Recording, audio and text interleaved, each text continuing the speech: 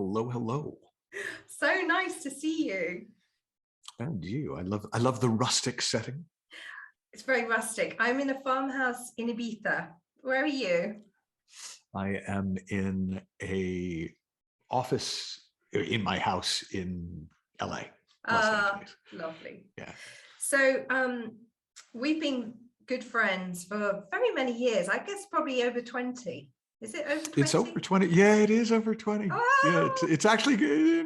I know. And we both look quite, crazy. we're supposed to look, we brush up sparkling, fine, really. It's remarkable. There are paintings in our attic. So just to paint the picture of how you and I met, it was with the lovely Mr. Paul McKenna, hypnotist Indeed. extraordinaire, in our NLP days, or my NLP days, when I was helping the guys run the company. And that's where I met you, and you were coaching Paul and many other fabulous people. And so since then, so much water under the bridge. But I love these friendships that are over a long period of time. They seem to be so special. I haven't worked out quite why that is, why old friends are so special. Have you got any thoughts about that? It's funny. On my 50th birthday, my wife threw me a surprise. Nina, she threw me a surprise party, and I opened the door, and it was a genuine surprise, because it wasn't on my birthday, so I was totally not expecting it. And the first person I saw was my mom, and then I saw all these faces, and there were people that I'd known from university that I hadn't seen in 20, 30 years, and there was something remarkable about it. Because there's something I think that can only happen over time. And it's, you get to see the larger picture. You don't just read one chapter of the book. You read the new chapters in context of the book. Yeah, isn't that interesting? And these days, when we're all traveling and moving around the world and so on, often we're not in touch with those people that we knew from school. Like in the old days, like my mother, she grew up in a village, stayed in the village, got married, lived in the village, and didn't really move much around. So of course, all her friends were very old, dear friends. Our lives are so much different. I mean, I've lived all over the world, moved around. So I have a pocket full of friends who are old friends, say 20 years. And that feels to me a different quality of friendship. It's almost like we take each other, warts and all, and there's no impressing required, because you think, hey, I know you, I know who you are.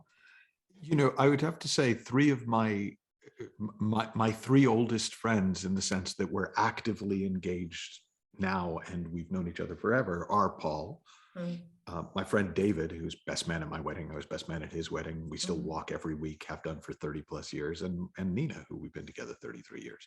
And I met all three of them around the same time. And that's that there's something that is just special about those friendships. Really, yeah, really. And I think one of the things that we have learned so much during these 18 months of crazy pandemic scenario is the value of friendships, the value of our relationships with others, and the fact that if push comes to shove, we get locked down, we're not allowed out and so on, that our sanity and our feeling of love and feeling of who we are in the world really is very much marked by our relationships with ourselves, with others around, and so on. I think that's become more clear to all of us, that communities are really, really important. Well, I think part of what happened, at least for me, was things slowed down enough for me to catch up. So, if I could, there's lots of people I would be in regular touch with, but my life doesn't really allow for that unless I want to literally be on some kind of communication device at all times. So, I've got my few core people who I see regularly, but over the course of the pandemic, I've gotten to catch up with people like you, people I hadn't seen for 10 years at a time, or 5 years, or kept up with loosely, but not properly. Yes. And of course, we don't have to get on a plane now to see one another, for example. I'd only get to see you if you were in London, or if I'd come to America or whatever. But now it's very natural just to keep up our relationships in a different way. Yeah. But I don't know if I mean, I do know from our conversation before that you've started to do this, but one of the things that I've also learned, having spent all this time being with people on screen, is, man, it's still different in person. Like, this is way better than nothing. But there's something about being in a room with folk. And I do really like it. Yeah. Yeah, I just did some workshops close up and live in person at the weekend after not doing any for about a year and a half. Yeah. And it was a completely different experience. And I got amazing feedback. One of the women came up to me at the end and she said, "Oh, I loved that. And most of all, I loved the social aspect. People were being grouped together in pairs, talking about all sorts of stuff that was really deeply affecting them." And that was balm to our tortured souls of having been, made to stay home for so long. And it's really important as a human being, I think we've realized, to be able to talk to each other, feel each other, see each other, and get the energy of each other. Well, there's all that research they did around the Chinese dying rooms. Guy I knew made one of the documentaries about that, where they really did find there, and in other experiments that have been done over the years, that physical touch is part of mental health. And, it doesn't mean you can't find mental health without it, but boy, it helps. And so I think there is an element to that. I mean, the funniest thing for me about starting to do live stuff again, and it was, I had to remember how to make eye contact with more than one person at a time. Because I could have 500 people on here and I would be doing this and I'd be making eye contact with all of them. And suddenly in the room, I was like, "Hello, how are you?" And it was like, it felt that mechanical for the first hour. And then I forgot about it, of course, because it isn't. But it was really odd. And it's interesting that the level of feedback you get when you're talking to people, when it's one-to-one versus on the screen, there is so much information being passed through in real life that I'd forgotten how powerful that aspect is, when you really can feel people and you can get the energy and so on. I mean, I've always done coaching online for the last 15 years. I know that, you've done a mixture, haven't you, of live and on screen. Oh, for over 30 years. Yeah. I mean, I used to only do by phone. Yeah. So I learned, sort of like, they say when you lose one sense, your other sense is heightened.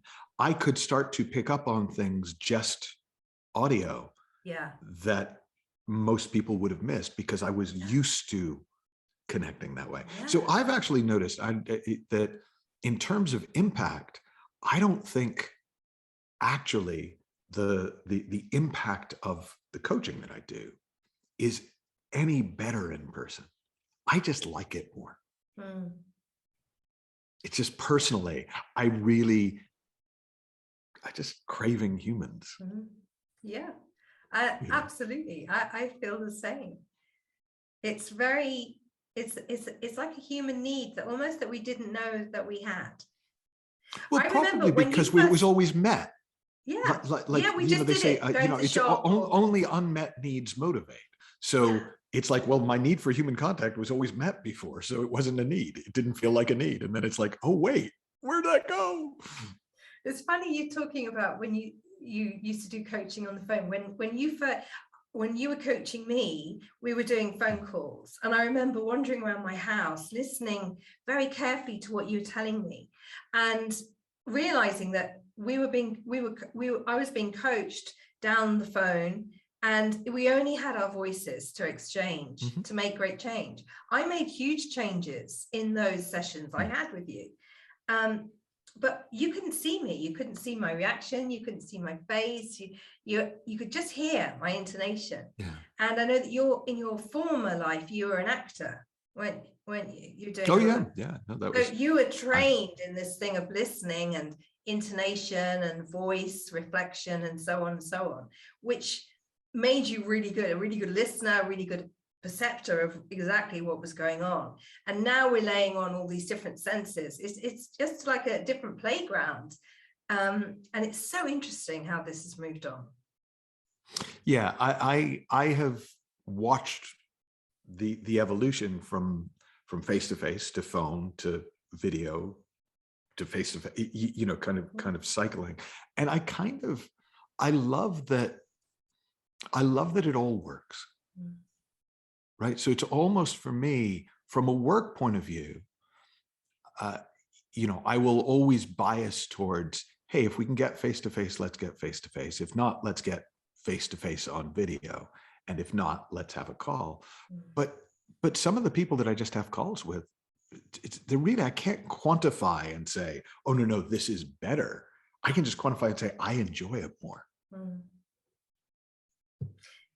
People you're coaching during this period of the last, say, 18 months when things have gone haywire, what have you noticed about the things that people are coming to you with in terms of issues, challenges? One of the biggest things I noticed is that I made up that everybody is struggling because that's the messaging out there. And actually, most of the people I've been working with aren't really struggling. They're embarrassed that they're not struggling because they feel like they're supposed to be. But most of them have been thriving within it. They've had to adapt, they've had to change, but on the whole, they've enjoyed that. You know, things they've had to disrupt their routines, and after grumbling about it for a bit, it's quite fun to find a new normal and see what that's like. And so it was really what I came up against was my own expectations that, oh, this is awful. And seeing, no, there's a lot about it. I mean, obviously the physical side of it is awful, but actually it's just different. And if you take away the ain't it awful bit, it's not a bad different. Yeah. And it is that narrative that people have come to feel is necessary to say, to be a bit humble and a bit, I know I've had a tough time. I've noticed that. But a lot of people have changed their businesses, been forced into a corner, which made them reassess. Actually, I never liked my job, for example. I want to change my job. So many people that have had that experience. Or, you know, I was working with this one guy who runs, I don't remember the number, but it's something like 50 separate businesses within his business. And they're almost all sort of restaurants, bars, concert venues. So they went from just massive to nothing overnight. Now, he hit big companies, so they had backers. So they said, we'll ride this out, just cut costs. But what he was able to do was he was able to finally restructure the business in a way that when it was all working, he couldn't possibly have stepped back and leveraged and gone, where is this really working and where is it really not? And it gave him a chance to completely redesign and streamline everything. So as it's coming out of the pandemic, he's in a better position than he's been in for years. And I find that is happening with a lot of people as well. Now, I feel obligated to honor the narrative. I get there are real people who are really struggling. I'm not denying that. It's just not as pervasive as I had thought it was. There are also a lot of us who are thriving within it. And a lot of people have had and I to think make that's great. tough decisions. You know, a lot of marriages have broken down, relationships have broken down, businesses have crumbled and collapsed and so on. And it's like that kind of fable where you look at everything and go, oh, that's bad. But then you zoom out and you have perspective. And you can go, actually, that's good. I remember you saying to me once when a client comes to you and goes, oh, I've been fired or I've lost my job. The answer usually is congratulations, because a door will open somewhere else that we didn't expect. And I noticed that a lot. I want to give everybody, I've said this before in my work, but like if I could give everybody a gift, it would be a 6-month time machine. It only has to go 6 months, because that's more than long enough for most people to see, oh, this turns out okay too. Oh, this turns out okay too. Or, oh, this passed. Or now again, I've had these conversations enough that I know somebody's going, yeah, but mine isn't. Of course, we're all on our own trajectories, but it is amazing how bad we are at predicting the future. And in particular, how bad we are at predicting how we will feel about the future. Yeah. And in the future. And sometimes, thank goodness. I mean, I have my own story about this predicting the future. You know, exactly 3 years ago to this week, you know, I was told my prediction for my future was I have 4 weeks to live and then I die. Thank goodness that was wrong. Yeah, you really messed up, man. Yeah, that didn't happen. Like, damn, didn't happen the way I thought. Damn. You know, this is, and I knew when I was in that situation that it was not going to turn out the way I thought. That's a really healthy feeling to go, okay, I'm not liking what I'm hearing, but it doesn't have to turn out that way. That they're not God. I remember when Nina got pregnant the first time. I was about to open in the West End, and it was like in my mind, my life was over. My career was being shot down before it started. I was going to have to quit and become a plumber. It all made sense to me at the time. And the only thing that really kept me going, besides Nina's a very patient woman, was I kept thinking, I'm pretty sure that everything good in my life is now over, but I'm also pretty sure I'm wrong. Because I just am an idiot, like, and I know it. So it was like, even though it was all doom and gloom in my mind, I also kind of knew I'm really bad at guessing how things are going to turn out. And of course, you know, it took all of 30 seconds after Oliver was born for me to go, oh, that's it. Oh, they didn't tell me about the love bit. Okay, Yeah. this is going to be fine. What are your thoughts on why humans do not like change, even if sometimes it ends up, as we're saying, could be better? You know, you have an enforced situation, you're enforced to make changes. Let's give work as an example. You're enforced to, you lose your job, you're enforced to create some other options suddenly. Most people react badly in that situation. They're like, oh my God, things are tumbling in. I actually have an answer to this one. Good. So I think what everybody is looking for at some level is solid ground, a place to stand, stability, we could say. Now, they're also looking for adventure and all that, but from a solid ground. It's why we like movies about horror and not real horror. Because we're on solid ground in our chair with our popcorn, so we can enjoy the adventure. If we're not probably enjoying the adventure. But people look for solid ground in the world. So they look for solid ground in their job, and jobs come and go. They look for solid ground in their money. Well, money comes and goes. You know, they look for solid ground in their relationships. Well, even if you have long-term relationships, they change, they evolve. People change and evolve. Relationships come and go, and the ones that stay change. So as long as we're looking for solid ground in things that are temporary, that come and go, we're going to feel insecure. We're going to resist change because the ground's moving. What's going on? What's going on? What's going on? When we find the only real solid ground there is, which is within, it's, you know, I would call it in our spiritual nature, in our true nature, in whatever words we have for it, in the formless world, the world that is animating the physical world. Well, that doesn't come and go. It's the only thing that doesn't come and go. That's solid ground. And when that's there, then we're less resistant to change on the outside, because we're not looking to the outside to be our solid ground. We're looking for that to be the moving picture. And we don't go to the movies to not enjoy them. We go to the movies to be caught up, to be captivated, to be tricked into thinking that what's going up on the screen is really happening. Well, that's the world. The whole world's like that. So how do we reconcile this need for adventure, experimentation, freshness, newness, with this feeling of needing stability? They seem to be contrary. They do if they were horizontally equal, but the stability is underneath the adventure. The stability is what allows us to enjoy the adventure and the variability of experience. So, you know, one of my favorite quotes, it's at the front of the Inside Out Revolution, is from this enlightened Scottish welder, Sid Banks. And he said, if the only thing people learned was not to be afraid of their experience, that alone would change the world.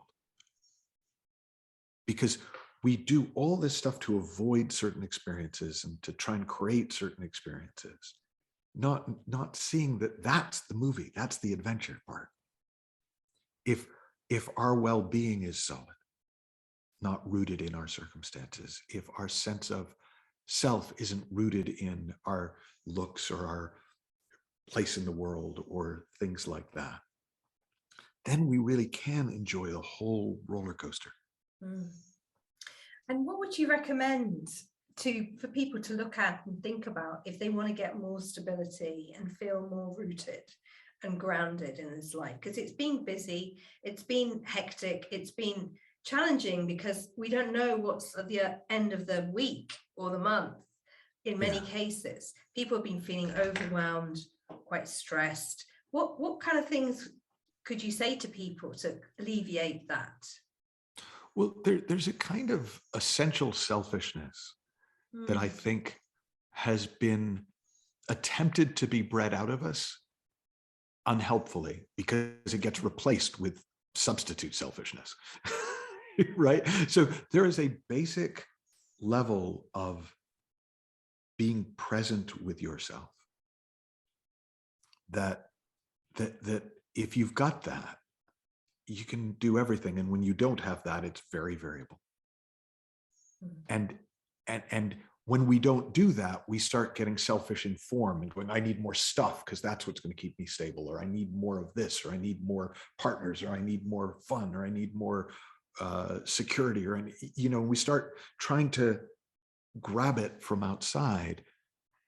Whereas if we take the time up front to kind of get to know ourselves a little bit, get comfortable with ourselves, not a judgy, like, oh, I know me and I know me and I'm great. It's just get to know who you would be if you'd been raised in a different time, in a different era, in a different body, in a different everything. Who would you still be? In Zen, they talk about show me your original face, the face you had before you were born. Ooh. That's where we find that stability. And then if we start to also Go. But if we then also start to see how thought, not like our thinking, oh, I should think positive instead of negative, but thought creates our world. Like there's a famous quote from the physicist David Bohm where he said, thought creates our world, and then says, I didn't do it. Right? It's like we live in these thought created bubbles. And that's okay. That's how we're made. We're made to live in thought created bubbles. But if we think our thought created bubble is the whole world, we're going to struggle. And we do struggle in the world from that understanding. So first job one, illusion, this one, as Mr. Einstein told us. Yeah. Reality is an illusion, albeit a persistent one. Yeah. And what about addictions? It's a lot of people have turned in this crazy time, and the pressures have turned to numbing with drink, booze, sex, whatever it is. What do you say about that to sort of give people some? Well, I say that if you don't drink the poison, you don't need the antidote. And the addiction is actually the antidote, not the poison. Now it becomes a poison in its own right sometimes. But actually, can you explain that then a little deeper? Yeah. So if somebody is under constant stress and they find that if they take a drink, the stress goes away for a minute. Well, it's not weird that they're going to drink. Right? They found something that worked. Now the problem is none of us can get the dosage right.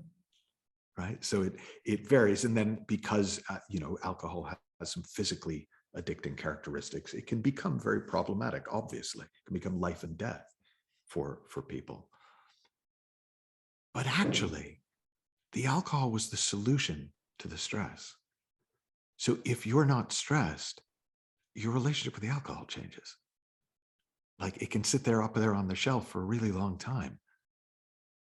And we don't take seriously that this is our attempt to self-medicate. And so we look for better medication instead of looking for what the hell is wrong with us that we need all this medication. And all that's wrong with us is that we are caught up in an illusion of how things work and how our minds work. We think the stress is coming at us from out there. We don't see that we're stressing ourselves. We think that's the fear is coming at us from out there. We don't see ourselves scaring ourselves. We think the disappointment and discouragement is coming from out there. We don't notice ourselves discouraging ourselves and creating expectations and then failing to meet them and then feeling disappointed. We think our feelings are properties of the world. We don't see they're properties of thought. And then we get into habits where people, if they have lent into alcohol or drugs and find that that is doing the job quite nicely, but with some nasty side effects, that habitual routine of just, well, every night I get home, I've had a busy day, I want to have a glass of wine or whatever it is. How do people successfully begin to look at how to deconstruct these habits that are not helpful? Well, I've seen two extremes of helpful shifts around it. And these are not two choices. These are two ends of a continuum. But so I know people who, I have a friend who calls himself an alcoholic. He hasn't had a drink in over 40 years, but he has his way of making peace with it is, goes, I have this, it is a thing, and I can treat it with meetings, and I can treat it with support and community, and I have developed these healthy habits, and he is day by day, and sometimes hour by hour, he does not drink. So that's one extreme. And it's kept him alive and thriving for 40 years. Never gonna say, well, that's just an illusion, buddy. It's like, great. But I have also seen people who just one day wake up and they're done. It's like, oh, yeah, this isn't working. And they would no sooner take another shot of heroin or another drink than I would grind glass into my food and eat it. It's like, it's not just for today, I will not grind glass into my food and eat it. It's like, no, I am never going to grind glass into my food and eat it. We're safe here. I don't even have to think about it. And so those are the two ends of the continuum. And there's a world between them. And the people who I've seen and helped with addiction find their space on that continuum. So, as well as helping so many people directly with your coaching work, you're also a great writer, and you've written oodles of books, 6 books now or something like that? Yeah, technically 6. Technically, it's more than 6, but there's 6 yes, that you can find on the shelves. Yeah, there's quite a lot with Michael Neill DNA in them. And are you doing a new book now? Are you going to be writing? So I mean, it's funny. I say I'm doing a new book now. This is the first one where we made the decision to self-publish instead of going with the mainstream publisher. And there were a lot of reasons for it that made a lot of sense to us at the time. But the one thing that I didn't really quite get is, oh yeah, if there's nobody outside demanding a manuscript, I don't really know when I'm going to finish producing it. So it's just kind of an unintended consequence of freedom is, oh yeah, then whether or not it happens really is just down to me. So I am working on a new book. You've seen a draft of it called It's That Simple with one of my dear mentors, Mavis Karn, who just turned 82. And the reason for me, I kind of stopped for a minute because I thought, well, I'll stand by the ones I've written, at least the last 4. Right. First 2, maybe not so much, but that's an evolution too. But what I love about the work that I do now and have been doing for the last 13, 14 years is it's so simple. It's almost too simple in the sense that people can't believe it's that simple. And so they resist it, or they go, well, there's nothing here. Let me go back to this 9-step process and these daily meditation practices and this and this and this and this, because then I feel like I'm doing something. But what I found, and as I said, I've been doing this for I've been working for over 30 years, but I've been doing this work for 14 years now. When people see it, they just change. it is effortless change. It is a whole different way of being in the world. And it was for me. Like I experienced that shift. And so consequently, any chance that I can express it in a new way that will make it easier for people to see it, that's why I'm writing the new book. Because I think, ooh, I bet we can get there even simpler if we do it this way. Yeah, because it's not a natural route for human beings to do things simply. While you were talking, well, it is. Well, it is in some areas, yeah. but it isn't personally. So Yeah. so it's like if I can show somebody a shortcut that gets them to work in half the time, I have to show it to them once and they'll start taking it, even if they've been going the old way for 30 years. But somehow if it's a habit, no, this is going to take reconditioning, and this is going to take this, and this is going to take that. And we somehow think that psychological works different, but it doesn't. When we really genuinely see a better way, we take it every time. While you were talking about doing things simply, I was thinking about the time when we called up Michelle at Hay House, and I said, I'm watching this guy talk and I really think you should check him out. She came down and you had a book deal like this. And for most people, really quick. It was really fast. Quick. It's like, Michelle, meet Michael. And she's like, I remember her coming out of the seminar going, wow, well, that's amazing. And I knew you had a book deal, and you did, like, really fast.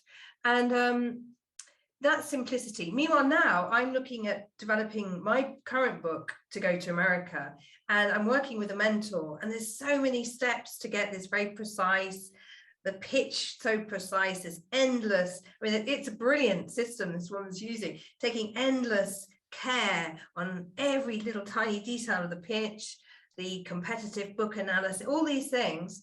And I'm going through this. And just as you were talking, I was thinking, how simple was your book deal? Just walking in there, and it was done. But I'll tell you a little from my point of view, of how that looked to me. Because that year, at the beginning of the year, I had hired a coach, a publishing coach, and I thought, I'd been writing for a while, so I knew I could write. That wasn't really an issue. But and basically what you did is you paid her a chunk of money, and she would wrote a sample chapter, book proposal, stuff like that. She would review it, she'd give you feedback on it, and then if she thought you had what it took, she would take you on and you could work with her to get a deal. And so I did all that and was quite excited about it, because I was pretty sure I was pretty good. Like, I'd gotten enough feedback over the years that I didn't think it was arrogant to think that I knew what I was doing. And I remember the phone call. I was in Beverly Hills on my way to see a client, and I was excited for the call, and like I pulled over, and God, she ripped me one. Like it was. I always remember hearing about Fred Astaire's screen test. That his original screen test, the feedback was, can't act, can't sing, dances a bit. Balding. That was it. That was like the whole, that was his screen test. And it was like that. She was like, well, your writing doesn't completely suck, but I don't think you have any sense of what it takes to be successful in this industry. And I think you're taking this much too lightly. But if you change these 21 points, then I will take you on. And within a year, you'll have an agent. Within 2 years, you'll have a deal. And within 3 years, you'll have a book on the shelf. Now, this was before self-publishing was such an easy thing to do. So it was, but I remember, and she said, I'll give you a week to think about it. And I remember just standing there in the street crying because I didn't take it well. But I knew within a minute I wasn't going to change 21 things about myself. Yeah. Right. But I thought I'd take the week to see if I really did want to do it. Because I kind of thought, look, I know things don't usually go the way you plan anyways. So I took the week and I got really clear that was on a Monday. On the Friday, I was just clear. I'm going to write a book and see what happens. You phoned me out of the blue on the Saturday. I don't think we'd spoken for over a year, and said, hey, I've been thinking about you. It's crazy to me that more people don't know you. Have you thought about writing a book? And I was like, funny you should say that. Right. And we had our conversation, which led to you inviting Michelle down. And then the next day, Paul called me and said, I was at a cocktail party with my literary agent, and we were talking about you. And he'd be very interested if you thought of writing a book. And I'm like, funny you should say that. So within a few weeks, I signed with the agent. I signed the 2-book deal with Hay House, and a year and a week after that initial meeting, my book was #1 on the UK bestseller list, above The Lincoln Lawyer by John Grisham or Michael Connolly. And it was like, I can do it. Isn't that interesting? And I've actually done that with 2 other authors where I've invited them. I did it with Fiona Stibble on Theta Healing, for example. I just called up my friend. I mean, fortunately, Hay House, they love me because I take them great people. I took them I took them the Theta Healing originator. It was fantastic, and so on. And just calling and going, you need to meet these people and connect. And that's been my role, is connecting people in my PR world, of just connecting people and birthing ideas. And sometimes it can be simple things that look complicated on the outside, like getting a book deal, which many people would just love. It can be simplified, and that example was a great one. I love seeing the Beatles letter from Decca going, we're passing the band there, I don't think they'll really go anywhere, we can't support them at this time. The Beatles. And things like this, you look at things that have been passed over. And so for creatives, I love to inspire people doing creative work. Don't be put off by other people's belief systems about what's possible and what's not possible. And I've got an incredible amount of respect for what I call clean and clear. And it's a kind of a clarity of intent where I'm really clear, this is what I'm up to. And it's clean in the sense that I don't feel like my ego's riding on it. I don't feel like, because it's easy to have clarity. I want to be a star. I want to be this, but there's so much on it. There's so much of self-worth on it. There's so much self-esteem on it. There's so much if this, then that. It's weighted down by what it's supposed to do for us. But I've been doing a program since 2009. I've been running called Creating the Impossible, which is also one of my books. And the whole point of it is creating in the world isn't that hard if it's not about you. And once it becomes about you, it gets messy because now your psychology's in there. And all of our psychologies are messy with the best will in the world. So it's when you can get really clean and clear about something, and that's what happened to me with the book, it is extraordinary how quickly things can unfold. Absolutely. I had a story where I was running a really great PR agency in London, getting all my clients amazing press. And in the first 10 years, not one piece of press for me or my agency, even though that was my job. And I had this reluctance. It was about me suddenly. I could get press for any one of my clients beautifully. But when it came to me, it's a different story. Right. So that needs sorting out. I've managed to sort that one out now, thankfully. So no, but it's true. But we've all got that. And I think it's people will say to me, "Oh, I'm really clear," but they're not clean. What do you mean by that? It's still about them.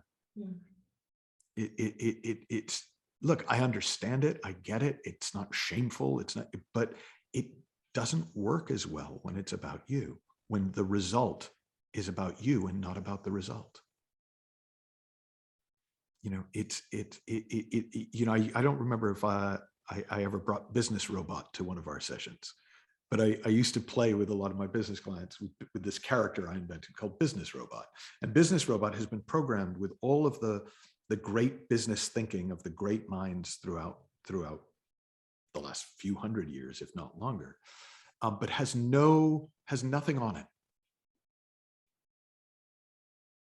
And Business Robot is really clean. And people sometimes think, oh, Business Robot's going to ignore people. No, that's bad business, because business is people.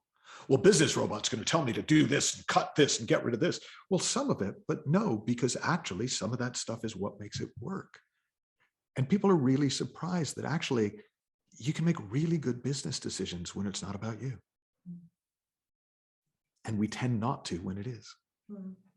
I remember once, I'm not going to mention the name, but you may or may not know him, but bumping into a fashion photographer and a supermodel in a health food shop in Hollywood.